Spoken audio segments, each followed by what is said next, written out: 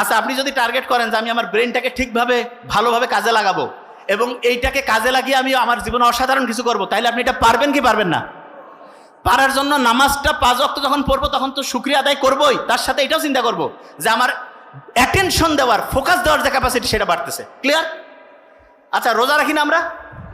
আপনি কি জানেন যে আমাদের শরীরটা প্রতি মুহূর্তে কিন্তু এরকম বিভিন্ন সময় হচ্ছে আবর্জনায় ভর্তি হয়ে যায়। এইটাকে পরিষ্কার করার জন্য রোজার চাইতে ভালো কোনো সিস্টেম বিজ্ঞানীরা এখন খুঁজে পায়নি।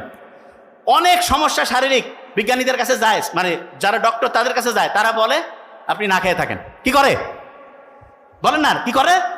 না খেয়ে থাকা। এই যে আমরা সকাল থেকে সন্ধ্যা পর্যন্ত না খেয়ে থাকলাম, এতে কি আমাদের শরীরটা পরিষ্কার হইল না অপরিষ্কার? কি হইল? পরিষ্কার। আচ্ছা, অন্যের গীবত করা এটা নিজের মৃত ভাইয়ের মাংস খাওয়ার চাইতে খারাপ না?